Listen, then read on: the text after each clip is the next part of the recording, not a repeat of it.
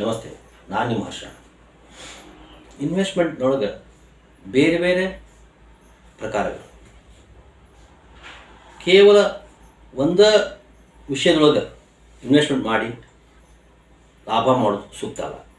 ಯಾಕಂದ್ರೆ ಇಲ್ಲೇ ಹಣ ಹೂಡ್ರಿ, ಆ ಹಣ ಏನಾಗ್ಬಿಡ್ತದೆ ಅಂದ್ರೆ ಒಂದು ಕಡೆ ನಾವು ಏನಾದ್ರು ಹಣ ಹಾಕಿದ್ವಿ, ಅಲ್ಲೇನು ಹೆಚ್ಚು ಕಮ್ಮಿ ಆಗಿಬಿಟ್ರೆ ಲೈಫು ಅನ್ಸ್ಟೇಬಲ್ ಆಗಿಬಿಡ್ತದೆ. ಆ ಕಾರಣಕ್ಕೆ ಯಾವಾಗಲೂ ಸಹಿತ ಹಣವನ್ನು ಬೇರೆ ಬೇರೆ ಮಾರ್ಗಗಳಲ್ಲೇ ನಾವು ಇನ್ವೆಸ್ಟ್ಮೆಂಟ್ ಮಾಡಬೇಕು. ಇವತ್ತು ನಾನು ನಿಮ್ಗೆ SGB ಅಂದರೆ ಸಾವರಿನ್ ಗೋಲ್ಡ್ ಬಾಂಡ್ ಅಂತ ಅದ್ರ ಬಗ್ಗೆ ನಿಮಗೆ ಮಾಹಿತಿ ಕೊಡ್ತೀನಿ. ಏನಿದು ಸಾವರಿನ್ ಗೋಲ್ಡ್ ಬಾಂಡ್ ಅಂತ? ಗೋಲ್ಡ್ ಬಗ್ಗೆ ಅಂತೂ ನಮಗೆಲ್ಲರಿಗೂ ಗೊತ್ತಿರೋ ವಿಚಾರ. ಗೋಲ್ಡ್ ಎಂಬುದು ಏನದ, ಆದಿ ಅನಾದಿ ಕಾಲದಿಂದನೂ ಸಹಿತ ಪ್ರಿಷಸ್ ಮೆಟಲ್ ಅಂತ ನಿಮ್ಗೆ ಗೊತ್ತಿರ್ಬೋದು. ನಾವು ಮಹಾಭಾರತವನ್ನು ಓದಿದ್ದೀವಿ, ಕೇಳಿದ್ದೀವಿ. ಅದರಲ್ಲಿ ಪರೀಕ್ಷಿತ ಮಹಾರಾಜರು ಕಲಿಪುರುಷನಿಗೆ 5 ಜಾಗಗಳಲ್ಲಿ ಇರಲಿಕ್ಕೆ ಹೇಳ್ತಾರೆ. ಅದರಲ್ಲಿ 5ನೇದೇ ಗೋಲ್ಡ್. ಹೀಗಾಗಿ ಈ ಗೋಲ್ಡ್ ಯಾವಾಗಲೂ ರೇಟ್ ಕಮ್ಮಿ ಆಗಲಿದೆ, ಕ್ಷಣಿಕವಾಗಿ ಕರೆಕ್ಷನ್ ಬರ್ತದೆ ಅಷ್ಟೇ, ಆದರೆ ಮತ್ತೆ ಮೇಲೆ ಹೋಗ್ತದೆ. ನೀವು ಎಷ್ಟು 20 ವರ್ಷ ಹಿಂದೆ ನೋಡ್ರಿ, ಇವತ್ತು ನೋಡ್ರಿ, 50 ವರ್ಷ ಹಿಂದೆ ನೋಡ್ರಿ, ಈಗ ನೋಡ್ರಿ, ಅದು ಸ್ಲೋ ಆಗಿ ಏರ್ತಿರ್ತದೆ, ಆದರೆ ಸ್ಪೀಡಾಗಿ ಬೆಳೆಯಂಗಿಲ್ಲ. ಬಟ್ ನಮಗೊಂದು ಸ್ಟೆಬಿಲಿಟಿ ಕೊಡ್ತದೆ. ನಾರ್ಮಲಿ ನಮ್ಮ ಪ್ರತಿಯೊಬ್ಬರು ಮನಸ್ಸು ಹೋಗೋದು ಏನಪ್ಪ ಅಂದ್ರೆ, ಏನೋ ಕಷ್ಟ ಕಾಲ ಬಂದರೂ ಸತ್ಯಕ್ಕೆ ಗೋಲ್ಡನ್ನು ನಾವು ಮಾರ್ಯಾದರೂ ಆ ಕಷ್ಟ ಪರಿಹರಿಸ್ತೀವಿ ಅಂತ ಒಂದು ಸಾಮಾನ್ಯವಾದ ವಿಶ್ವಾಸ ಎಲ್ಲರ ಮನಸ್ಸಿನೊಳಗೂ ಅದಿದೆ. ಗೋಲ್ಡ್ 2 ಕಾರಣಕ್ಕೆ ಉಪಯೋಗ ಆಗ್ತದೆ. ಒಂದು ಕಷ್ಟದ ಸಮಯದೊಳಗೆ ಅದನ್ನು ಪರಿಹಾರ ಮಾಡ್ಕೊಳ್ಳಿಕ್ಕೆ, ಇನ್ನೊಂದು ಆಭರಣವಾಗಿ ಯೂಸ್ ಮಾಡಿ ಸಮಾಜದಲ್ಲಿ ನಮ್ಮನ್ನು ನಾವು ಶೋ ಆಫ್ ಮಾಡ್ತೀವಿ. ಜೊತೆಗೆ ಈ ಆಭರಣಗಳು ಏನಪ್ಪ ಅಂದ್ರೆ ನಮ್ಮ ಸೌಂದರ್ಯವನ್ನು ಹೆಚ್ಚಿಸ್ತವೆ. ಆದರೆ ಬರೀ ಎಲ್ಲರೂ ಸಹಿತ ಫಿಸಿಕಲ್ ಗೋಲ್ಡನ್ನು ಖರೀದಿ ಮಾಡ್ತಾ ಹೊಂಟ್ರೆ ಗೌರ್ಮೆಂಟ್ಗೆ ಏನಾಗ್ತದೆ, ಎಕ್ಸ್ಪೋರ್ಟ್ ಇಂಪೋರ್ಟ್ ಏನು ಆಗ್ತದೆ ಅದರಲ್ಲಿ ವ್ಯತ್ಯಾಸಗಳು ಜಾಸ್ತಿ ಆಗ್ತದೆ, ಗೌರ್ಮೆಂಟ್ಗೆ ಬರ್ಡನ್ ಜಾಸ್ತಿ ಆಗ್ತದೆ. ಹೀಗಾಗಿ ಗೌರ್ಮೆಂಟ್ನವ್ರು ಏನು ಮಾಡ್ಯಾರ, ಸಾವರಿನ್ ಗೋಲ್ಡ್ ಬಾಂಡ್ ಅಂತ ಬಿಡುಗಡೆ ಮಾಡ್ಯಾರ. 2015 ಫಸ್ಟ್ ಟೈಮ್ ಈ ಬಾಂಡ್ ಮಾರ್ಕೆಟಿಗೆ ಬಂತು. ವರ್ಷಕ್ಕೆ 2 ಸಲ 3 ಸಲ ಗೌರ್ಮೆಂಟ್ನವರು RBI ಥ್ರೂ ಇದನ್ನು ಬಿಡುಗಡೆ ಮಾಡ್ತಾರೆ. ಅಂದಾಜು 8 ವರ್ಷ ಇದಕ್ಕೆ ಮೆಚ್ಯೂರಿಟಿ ಪೀರಿಯಡ್ 8 ವರ್ಷ. 8 ವರ್ಷದ ಒಂದು ಲೆಕ್ಕಾಚಾರ ಮಾಡಿದರೆ 12ರಿಂದ 13% ಆ್ಯನ್ಯುವಲ್ ಇನ್ಕಮ್ ಕೊಡ್ತದೆ. ಇದು ಬ್ಯಾಂಕ್ನಾಗ ನಿಮ್ಗೆ 6ರಿಂದ 7% ಸಿಗ್ತದೆ ವರ್ಷಕ್ಕೆ. ಅದನ್ನು ಕಂಪೇರ್ ಮಾಡಿದ್ರೆ ಈ ಸಾವರಿನ್ ಗೋಲ್ಡ್ ಬಾಂಡ್ ಏನದ, ಇದು ಜಾಸ್ತಿ ಲಾಭ ಕೊಡ್ತದೆ, 12ರಿಂದ 13% ಅವರೇಜ್ ಸಿಗ್ತದೆ. ಹೀಗಾಗಿ ಇನ್ವೆಸ್ಟ್ಮೆಂಟಿಗೆ ಇದು ಸೂಕ್ತ. ಎಲ್ಲ ಕಡೆಗೆ ಏನು ಮಾಡ್ತಾರೆ, ಡಿಮ್ಯಾಟ್ ಅಟ್ಯಾಚ್ಮೆಂಟ್ ಇರ್ತದೆ. ಡಿಮ್ಯಾಟ್ ಅಟ್ಯಾಚ್ಮೆಂಟ್ ಇರೋದ್ರಿಂದ ಡಿಮ್ಯಾಟಲ್ಲೇ ಕಾಣಕ್ಕೆ ಶುರುವಾಗ್ತದೆ. ಹೀಗಾಗಿ ಕಳ್ಳತನ ಆಗ್ತದೆ ಅಂತ ಯಾವ ಭಯ ಇರೋಂಗಿಲ್ಲ. ಈಗ ನಾವು ಬಂಗಾರ ಖರೀದಿ ಮಾಡಿದ್ವಿ, ಮನೆ ಇಟ್ಕೊಂಡಿದ್ವಿ, ಏನೋ ಒಂದು ಅಚಾನಕ್ಕಾಗಿ ಕಳ್ಳತನ ಆಗ್ಬಿಟ್ರೆ ಬಂಗಾರವನ್ನು ನಾವು ಕಳ್ಕೊಂಡ್ಬಿಡ್ತೀವಿ. ಬಂಗಾರ ನಾವು ಕಳ್ಕೊಳ್ಳೋದ್ರಿಂದ ಏನಾಗ್ಬಿಡ್ತದೆ, ನಮ್ಮ ದುಃಖ ಜಾಸ್ತಿ ಆಗ್ತದೆ. ಬಟ್ ಇಲ್ಲಿ ಕಳ್ಕೊಳ್ಳೋಂಥ ಯಾವುದೇ ವಿಷಯಗಳಲ್ಲ, ಸೇಫ್ಟಿ ಜಾಸ್ತಿ ಇರ್ತದೆ, ಯಾಕಂದ್ರೆ ಡಿಮ್ಯಾಟಲ್ಲೇ ಇರ್ತದೆ. ಹೀಗಾಗಿ ETF ಗೋಲ್ಡ್ಗೂ ಏನು ವ್ಯತ್ಯಾಸ, ಎರಡು ಒಂದೇ ಥರಲ್ಲ ಅಂತ ನಿಮ್ಗೆ ಅನಿಸ್ಬೋದು. ನಿಜ, ETF ಗೋಲ್ಡ್ಗೆ ಏನದ, ನೀವು ಗೋಲ್ಡನ್ನು ಎಕ್ಸ್ಚೇಂಜಲ್ಲಿ ಪರ್ಚೇಸ್ ಮಾಡ್ಬೋದು, ಮಾರ್ಬೋದು ಏರಿದಾಗ. ಆದರೆ ಅದಕ್ಕೆ ಯಾವುದೇ ಬಡ್ಡಿ ಸಿಗಂಗಿಲ್ಲ. ಈ ಬಾಂಡಿಗೆ ಏನದ, ಇದಕ್ಕೆ ವರ್ಷಕ್ಕೆ 2.5% ಬಡ್ಡಿ ಕೊಡ್ತಾರೆ ಇದಕ್ಕೆ. ಹೀಗಾಗಿ ಇದು ಒಂದು ಎಕ್ಸ್ಟ್ರಾ ಇನ್ಕಮ್. ಇದು ಎಕ್ಸ್ಟ್ರಾ ಇನ್ಕಮ್ 2.5% ಸಿಗ್ತದೆ ಅಂದ್ರೆ ಒಳ್ಳೆ ಲಾಭ ಆಗ್ತದೆ. ಇದು ನಿಮಗೆ ವರ್ಷಕ್ಕೆ 2.5% ಏನದ, ಈ ಇನ್ಕಮನ್ನು ನಿಮಗೆ ಜನರೇಟ್ ಆಗುತ್ತೆ. ಸಣ್ಣ ನೋಡಿರಿ, ಒಂದು 10,000 ರೂಪಾಯಿ ಆಗುತ್ತೆ, ಒಂದು 250 ರೂಪಾಯಿ ವರ್ಷಕ್ಕೆ ಸಿಗ್ತದೆ ಅಂದ್ರೆ ಅಷ್ಟೊಂದು ಮನುಷ್ಯನಿಗೆ ಏನಾಗ್ತದೆ, ಇದಾಗಲ್ಲ, ಏನು ಮಹಾ ಕೊಡ್ತಾರೆ ಅನಿಸ್ತದೆ. ದೊಡ್ಡ ಹಣ ಹಾಕೋರಿಗೆ it is a big money. ಹೀಗಾಗಿ ಒಳ್ಳೆ ಲಾಭ ಆಗ್ತದೆ. ಮತ್ತು ವರ್ಷದಿಂದ ವರ್ಷಕ್ಕೆ ಪ್ರೈಸ್ ಅಪ್ರಿಷಿಯೇಷನ್ ಆಗ್ತಾ ಹೋಗೋದ್ರಿಂದ ನೀವು 8 ವರ್ಷ ಮೆಚ್ಯೂರಿಟಿ ಪೀರಿಯಡ್ ಮುಗಿದಾಗ ನಿಮಗೆ ಒಳ್ಳೆ ಲಾಭ ಆಗ್ತದೆ. ಇನ್ನೊಂದು ಎಲ್ಲ ಮುಖ್ಯ ವಿಚಾರ, ಈ ಸಾವರಿನ್ ಗೋಲ್ಡ್ ಬಾಂಡ್ ಅಂತ ಏನದ, ಇದಕ್ಕೆ ಯಾವುದೇ ಥರ ಟ್ಯಾಕ್ಸ್ ಇಲ್ಲ. ನೀವು ಮೆಚ್ಯೂರಿಟಿ ಮುಗಿದಾಗ ನೀವೇನು ಹಣ ಹೊಳ್ಳಿ ನಿಮ್ಮ ಅಕೌಂಟಿಗೆ ಬರ್ತದೆ, ಅದಕ್ಕೆ ನೀವು ಯಾವುದೇ ಟ್ಯಾಕ್ಸ್ ಕಟ್ಟಬೇಕಾಗಿಲ್ಲ. ಟ್ಯಾಕ್ಸ್ ಬೆನಿಫಿಟ್ ಅದೇ ಇದಕ್ಕೆ. ಆ ಕಾರಣದಿಂದ ಸಹಿತ ಈ ಬಾಂಡ್ ಖರೀದಿ ಮಾಡೋದು ಮತ್ತು ಈ ಬಾಂಡಲ್ಲಿ ಹೂಡಿಕೆ ಮಾಡೋದು ಬಹಳ ಉತ್ತಮ.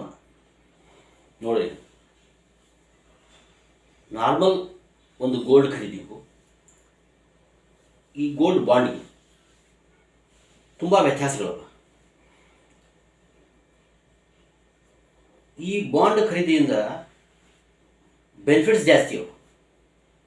ನಾನು ಒಂದೊಂದು ಬೆನಿಫಿಟ್ಸ್ ನಿಮ್ಗೆ ಹೇಳ್ತಾ ಹೋಗ್ತೀನಿ. ಮೊದಲನೇದು ಏನಪ್ಪ ಅಂದ್ರೆ, ವರ್ಷಕ್ಕೆ 2.5% ಇಂಟ್ರೆಸ್ಟ್ ಸಿಗ್ತದೆ ಫ್ಲ್ಯಾಟ್ ಇದು. ಎರಡನೇದು ಸೆಕ್ಯೂರ್ಡ್ ಇರ್ತದೆ ಇದು, ಯಾಕಂದರೆ ಡಿಮ್ಯಾಟ್ನಾಗ ಇರ್ತದೆ ಇದು, ಯಾವುದೇ ಕಳ್ಳತನ ಆಗ್ತಂಥ ಭಯ ಇರಲ್ಲ. ಮೂರನೇದು, ಇಲ್ಲಿಂದ 8 ವರ್ಷ ಪೀರಿಯಡ್ ಮ್ಯಾಚುರಿಟಿ ಪೀರಿಯಡ್, 8 ವರ್ಷ ಅಷ್ಟೊತ್ತಿಗೆ ಗೋಲ್ಡ್ ರೇಟ್ ತುಂಬ ಜಾಸ್ತಿ ಆಗಿರ್ತದೆ, ಅವತ್ತಿನ ರೇಟ್ ಸಿಗ್ತದೆ ನಿಮಗೆ. ಹೀಗಾಗಿ ಇಲ್ಲಿ ಪ್ರೈಸ್ ಅಪ್ರಿಷಿಯೇಷನ್ ಪ್ರಾಫಿಟ್ ಸಿಗ್ತದೆ. 3. ಇನ್ನು 4ನೇದು, ಇದಕ್ಕೆ ಗೌರ್ಮೆಂಟ್ನವ್ರು ಬಿಡುಗಡೆ ಮಾಡ್ತಾರೆ ಈ ಬಾಂಡ್ನ. ಗೌರ್ಮೆಂಟ್ನವರೇ ಬಿಡುಗಡೆ ಮಾಡಿರೋದ್ರಿಂದ ಇದಕ್ಕೆ ಸೇಫ್ಟಿ ಜಾಸ್ತಿ. ನಮ್ಮ ಹಣ ಕಳ್ಕೊತೀವಿ ಅಂತ ಯಾವುದೇ ಭಯ ಇರಲ್ಲ, ಯಾಕಂದರೆ ಬ್ಯಾಕಪ್ಪಲ್ಲಿ ಗೌರ್ಮೆಂಟ್ ಇರ್ತದೆ ಇದಕ್ಕೆ.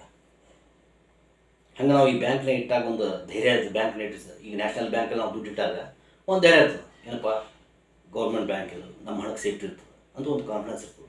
ಅದೇ ಕಾನ್ಫಿಡೆನ್ಸ್ ಈ ಬಾಂಡ್ಗಳು ಇರ್ತದೆ ನಿಮ್ಗೆ. ನೋಡಿ, ಇಲ್ಲಿ ಲಾಭದ ಪ್ರಮಾಣಗಳು ತುಂಬ ಜಾಸ್ತಿ. ಆ ಕಾರಣಕ್ಕೆ ಈ ಗೋಲ್ಡ್ ಸಾವರಿನ್ ಬಾಂಡ್ ಅಂತ ಹೇಳ್ತೀವಿ, ಇದರೊಳಗೆ ಇನ್ವೆಸ್ಟ್ಮೆಂಟ್ ಮಾಡೋದು ಉತ್ತಮ. ಇವು ಎಲ್ಲಿ ಲಭ್ಯ ಆಗ್ತಾವೆ? ನೀವು ಪೋಸ್ಟ್ ಆಫೀಸ್ ಒಳಗೂ ಸಹಿತ ಇದರ ಬಗ್ಗೆ ಫಾರ್ಮ್ಗಳು ಸಿಗ್ತಾವೆ, ನ್ಯಾಷನಲ್ ಬ್ಯಾಂಕಲ್ಲಿ ಸಿಗ್ತದೆ, ಬ್ರೋಕಿಂಗ್ ಹೌಸ್ಗಳಲ್ಲಿ ನೀವು ಮಾಹಿತಿ ಕೇಳ್ಬೋದು. ಜೊತೆಗೆ ಗೌರ್ಮೆಂಟ್ನವ್ರು ಇನ್ನೊಂದು ಏನು ಮಾಡೋದಂದ್ರೆ, ಈಗ ಆನ್ಲೈನ್ ಒಳಗೆ ಎಲ್ಲರೂ ಸಾಧ್ಯ ಆದಷ್ಟು ಆನ್ಲೈನ್ ಒಳಗೆ ಸಹಿತ ಅಪ್ಲಿಕೇಶನ್ ಮೂವ್ ಮಾಡಲಿ, ಅಪ್ಲಿಕೇಶನ್ ಹಾಕಲಿ ಅಂತಂದು ಆನ್ಲೈನ್ ಫೆಸಿಲಿಟಿನ ಜಾಸ್ತಿ ಮಾಡೋಣ.